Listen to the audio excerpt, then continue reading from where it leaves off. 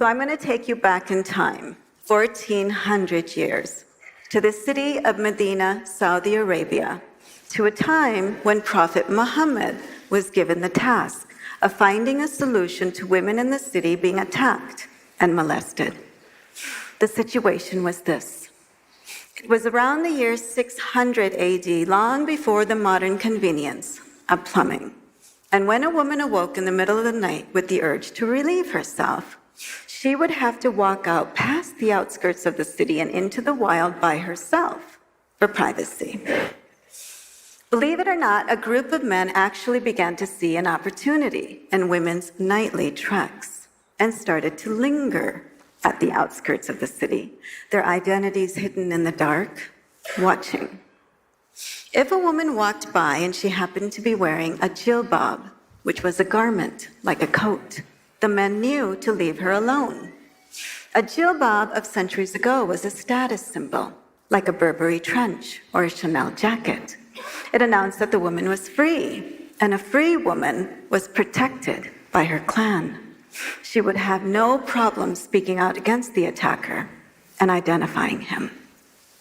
But if the woman walking out at night wasn't wearing a jilbab, if she happened to be dressed a bit more freely, then the men knew she was a slave, and they attacked her. Concerned members of the community brought the situation to the Prophet, and like so many other social, political, and familial issues that Muhammad faced during his prophethood, he turned this particular matter over to God. And a verse was revealed for the Quran, the Muslim holy book. "O Prophet," it reads, "tell your wives, your daughters, and the women of the believers to draw upon themselves their garments. This is better, so that they not be known and molested." Basically, the verse advises that all women dress similarly, so that they can't be picked out from one another, zeroed in on, and attacked. Now, on the surface, this may seem like a relatively easy solution to the problem, but it turns out it wasn't. The early Muslim community was tribal and so deeply entrenched in social status, and the idea that a slave would look like a free woman, it was almost insulting. And then there was the matter of practicality. How would a slave do her work? How would she function if her body was constricted by a coat? How would she cook, clean, fetch water?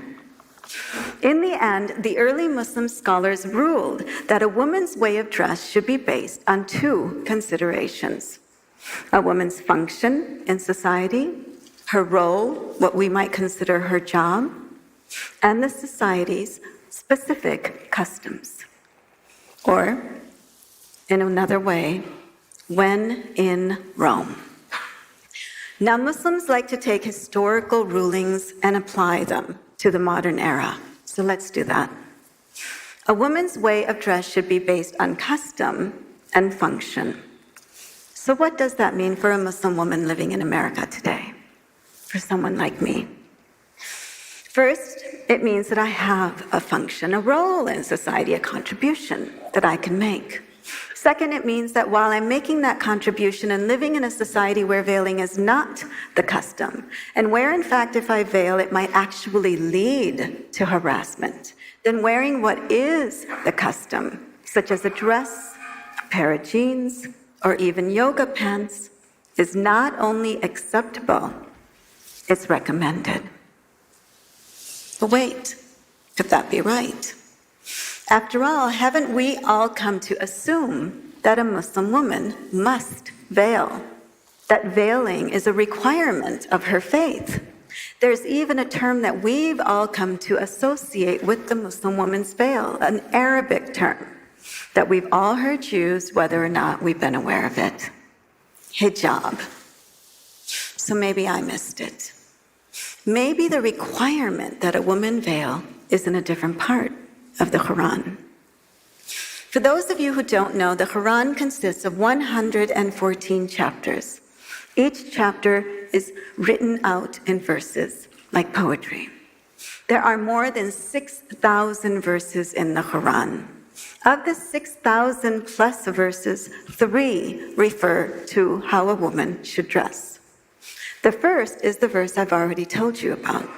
The second is a verse that directly speaks to the prophets' wives, asking that they begin to dress a bit more modestly because of their role, their function in society as his wives. And the third verse is similar to the first in that it was revealed in direct response to a historical situation. Early records show that the custom, the fashion during the pre-Islamic era was for women to wear a scarf on the head called a khimar, which would be tucked behind the ears and allowed to flow behind the back. In the front, a woman wore a tight vest or a bodice, which she left open, exposing her breasts, sort of like the images you see in Game of Thrones. When Islam spread through the Arabian Peninsula, a verse was sent down asking that women use this scarf or any other garment to cover the breasts. And that's it. That's basically all there is in the Quran concerning how a woman should dress. Turns out, God doesn't give a bullet point of all the parts on a woman's body that he wants hidden from view. And in fact, it might be argued, and it is argued.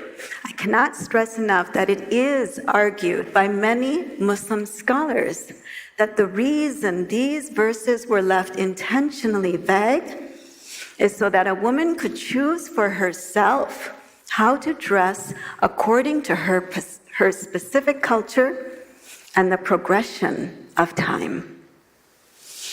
And that term hijab, guess what? It's not in any of these three verses. In fact, it's nowhere in the Quran directly meaning a woman's veil.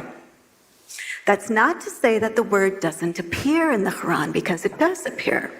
But when it appears, it's actually used correctly to mean a barrier or a divide, such as the barrier or divide that exists between us humans and the divine, or between believers and non-believers, or it means a barrier like a physical screen that men during Muhammad's time were asked to stand behind when speaking to his wives, or it means the seclusion, the separation that Mary sought when she was giving birth to Jesus. That separation and seclusion, that means hijab. That physical screen, that means hijab. That barrier, that divide, that means hijab. Hijab doesn't mean a woman's veil. And yet, isn't it strange that what the term actually means, being screened off, divided away, barred, separated out, these are the very terms that come to our minds when we think of a Muslim woman? Why shouldn't they? We have all seen the way some Muslim women are treated around the world. If she attempts to go to school, she's shot in the head. If she attempts to drive a car, she's jailed.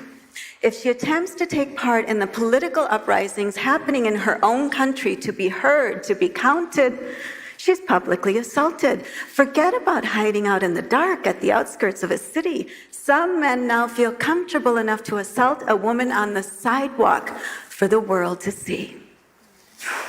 And they don't care to hide their identities. They're more interested in making international headlines. They're too busy making videos and uploading them onto YouTube, bragging about what they've done. Why don't they care to hide their crimes? They don't feel like they've committed any crimes. It's the women who've committed the crimes. It's the women who got these funny ideas in their heads, ideas that actually led them out of the house, led them into society, believing that they can make a contribution. And we all know honorable women, they stay at home.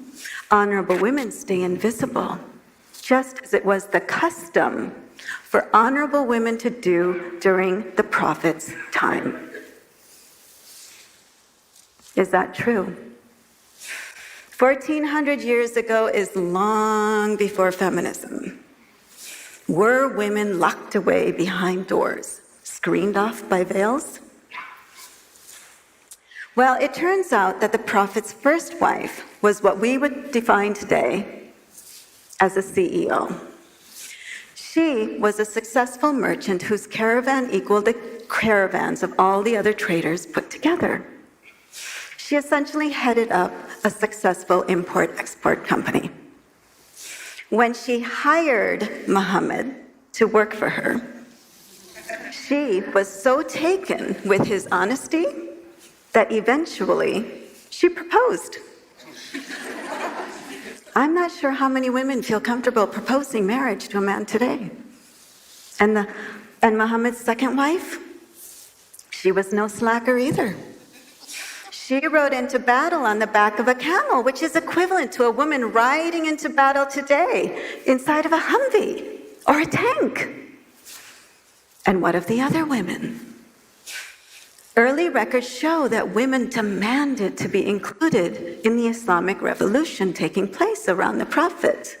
One woman became famous as a general when she led her army of men into battle and crushed a rebellion.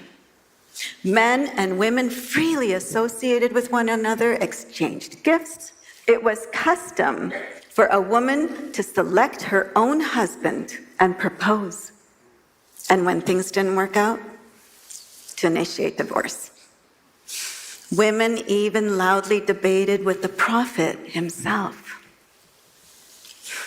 Seems to me that if fundamentalists want to return current Muslim society to 600 AD, it might be a huge step forward. Progress.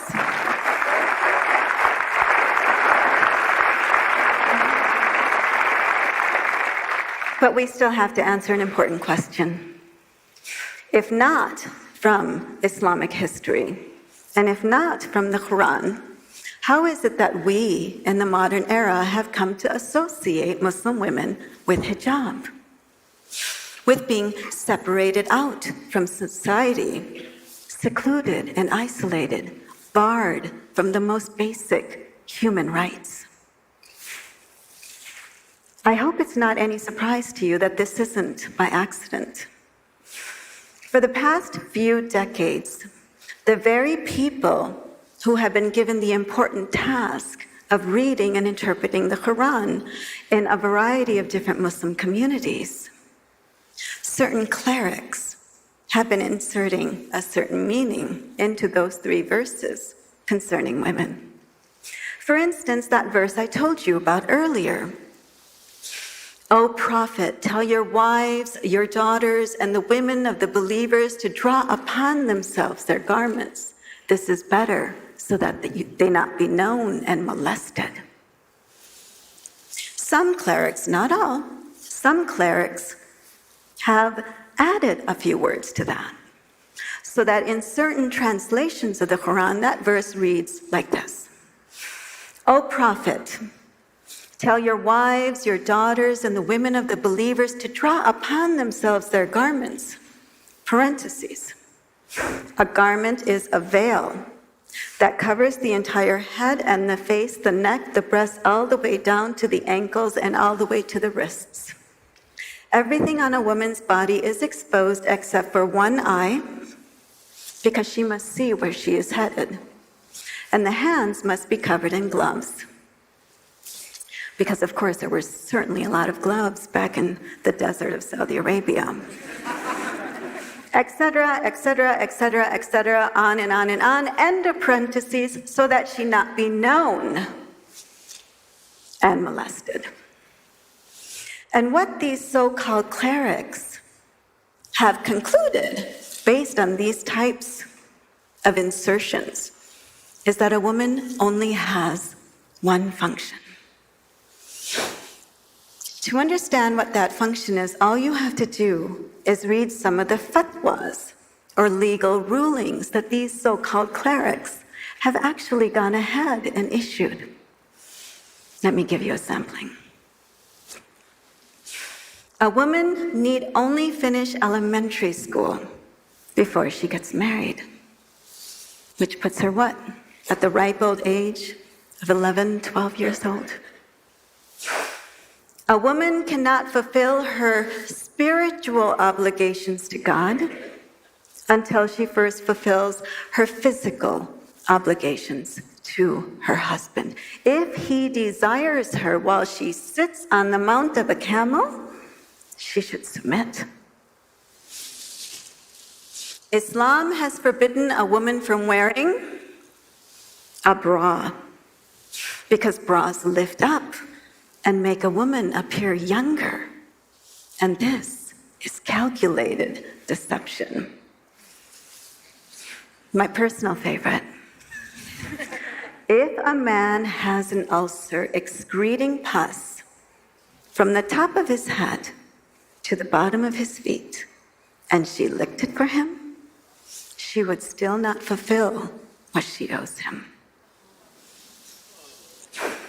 What these and the many other rulings just like it concerning women boil down to is this: the best of women, the most honorable among them, is uneducated and so powerless, not very different from a slave.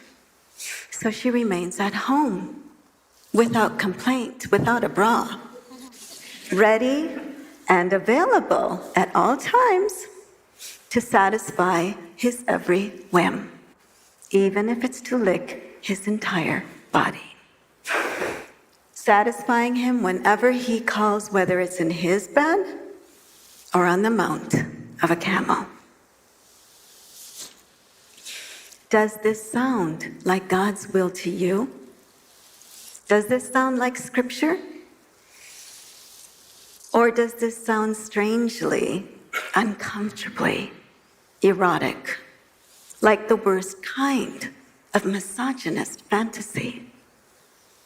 Are these so-called clerics and the fundamentalists and extremists who support them truly purifying Islam from within, bringing it back to its intended form?